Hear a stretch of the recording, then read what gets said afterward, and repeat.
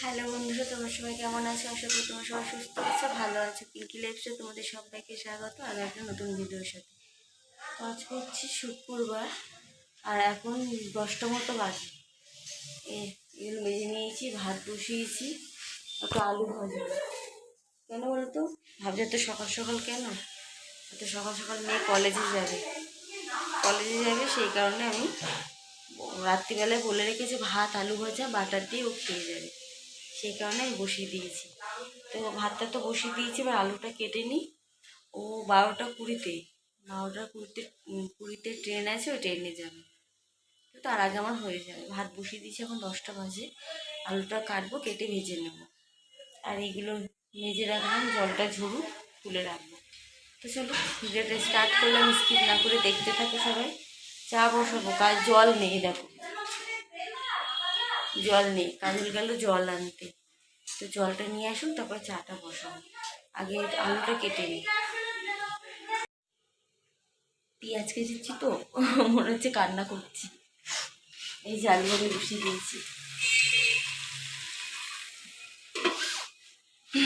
আর এই যে ভাতও ফুটে গেছে। এদিকে বাবানকে ডাকছি, বাবান উঠছে না। 10:30 বাজে, বললো 10:30টায় ডাকতে, উঠছে না। আমি ঘুম থেকে উঠেছি তখন 9:45।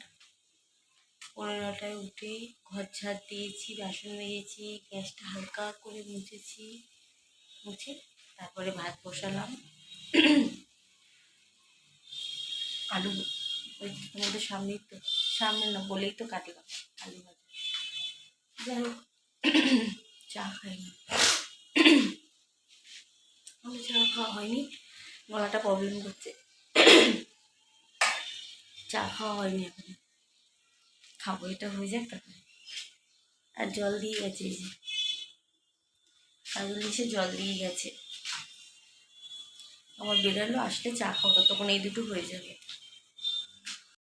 চা বসিয়েছি, ভেবেছিলাম র চাই খাবো, কিন্তু ওই ননদ আর ভাগ্নে এসে ভাবলাম দুধ চাই করি। এই যে দুধ বসিয়ে দিয়েছি, আর এদিকে আলু ভাজা হয়ে গেছে। কি এই যে হয়ে গেছে, এদিকে ভাতও হয়ে গেছে। বাবান রেডি হয়ে গেছে, আর আমি বাবান রেডি হয়ে গেছে, কলেজে বেরাচ্ছে। 12টা 5 আমাদের এখান দিয়ে, হ্যাঁ টাকা ব্যাগেই ঢুকিয়ে দিয়েছি। স্টেশন একদম সামনে, বাড়ির সামনে দিয়ে টোটো ধরবে। আর এই দেখো ঘরের অবস্থা কি সুন্দর। চাটা দিয়েছি, চাটা পুরো কমপ্লিট করেনি। দুগাল ভাত খাইয়ে দিলাম, দুগাল ভাত খেলো। হ্যাঁ কি বলছিস? ফোন, হেডফোন ফোনেই তো ছিল। তো সাবধানে যাবে। না মা, আমার কাছে খুচরো নেই। 100 টাকার নোট তো খুচরো করে দেবে, তো অসুবিধা নেই। হ্যাঁ হ্যাঁ, খুচরো নেই আমার কাছে। টাটা, সাবধানে যাবে, ঠিক আছে? আর পৌঁছে একটা ফোন করে দিও। হুম,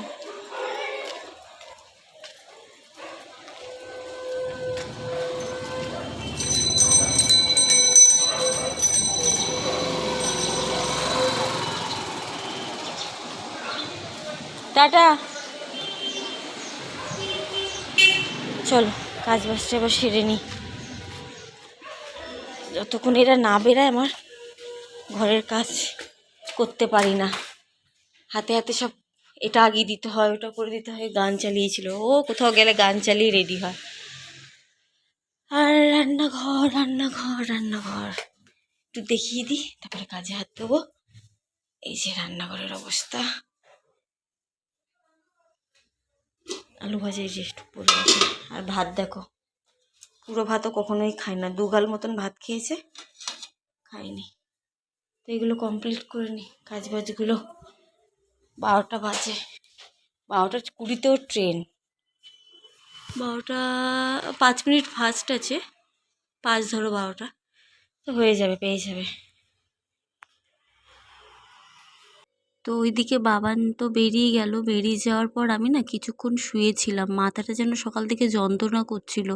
আসলে সাইনাসের প্রবলেম আছে, তো আমাকে না এই চশমাটা সব সময় পরে থাকতে বলেছে, কিন্তু আমার এই যে গ্রাহ্য হয় না, যখনই মাথা ব্যথা করে তখনই চশমার কথা মনে পড়ে, এছাড়া মনে পড়ে না।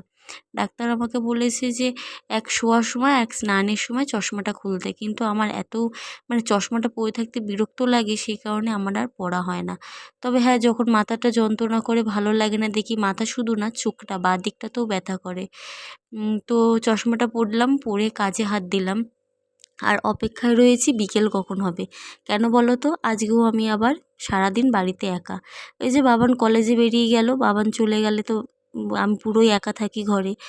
আর তোমরা হয়তো সংসারের কাজ করো, বাধ্য হয়ে সংসার করতে হয় তাই করো, মানে করাটাই জরুরি করো। আর আমি মানে টাইম পাস করার জন্য করি আর কি। টাইম পাস বলতে কী বলো তো, বোঝাতে পারলাম না। এত যে কাজবাজ থাকে না, আমার ভালোই লাগে। তার কারণ ঘরে আমি একা সারাদিন মানে থাকি, এই কাজবাজ করতে করতে আমার বাবান কলেজে গেলে বিকেলটা হয়ে যায়। বাবান আসলে আবার বাবানের সাথে টাইমটা কাটাতে পারি। টাইম আর কতক্ষণ, ও আবার কলেজ থেকে এসে তো আবার পড়তেই চলে যায়। আর আমার ঘরে থাকতে থাকতে একটা এই কাজ না থাকলে না, তাহলে আমি সারাদিন কী করতাম।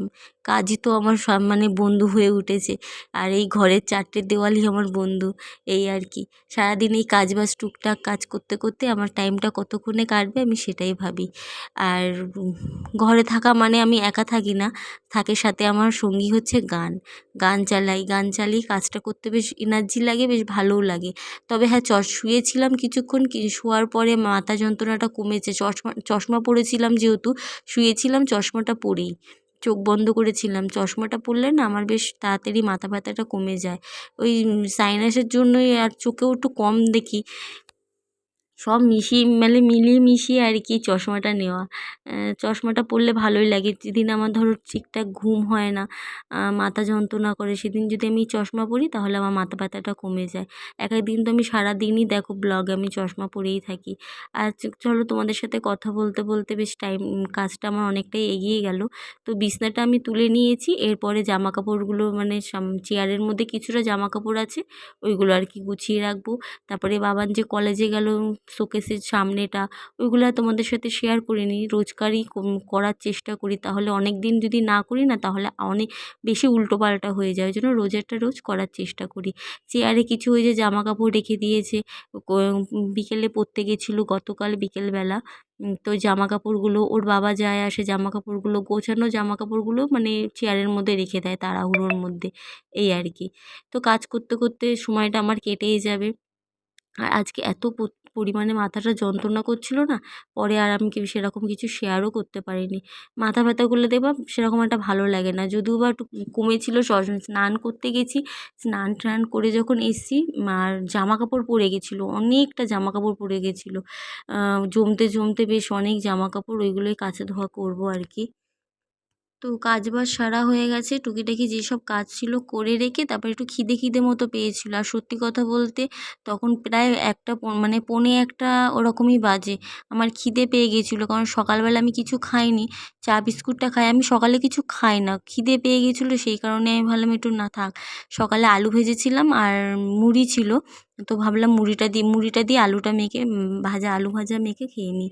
আর কাজলও সকালবেলা মুড়ি খেয়ে গেছে আলু ভাজা দিয়ে, সেই কারণে ভাবলাম যে আমিও খেয়ে নিই। আলু ভাজা একদম অল্প ছিল, তো ভাবলাম এটা নষ্ট করবো, ফ্রিজে যদি রেখে দিই না, এই আলু ভাজাটা আর খাওয়া হবে না, দেখা গেল ওই 5-10 দিন পর ফ্রিজ যখন আবার পরিষ্কার করব তখন ওটা ফেলে দিতেই হবে, সেই কারণে ভাবলাম একটু খেয়ে নিই।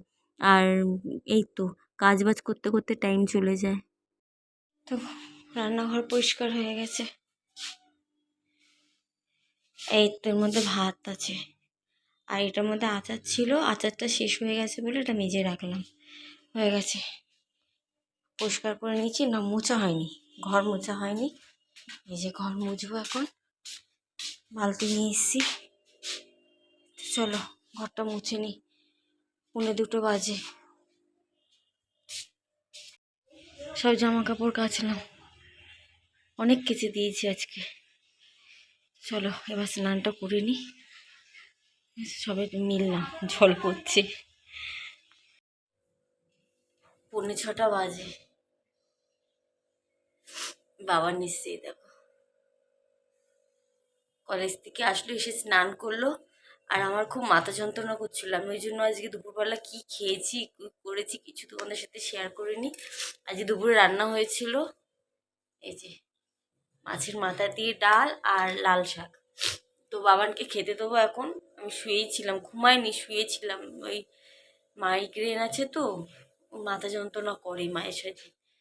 তো যাই হোক, বাবানকে খেতে দিই এখন। আজকে ভিডিও এডিট হয়নি, কিছু হয়নি, কি করবো। তো চলো খেতে দিদি। আয় বাবান, দেখো কে এসছে।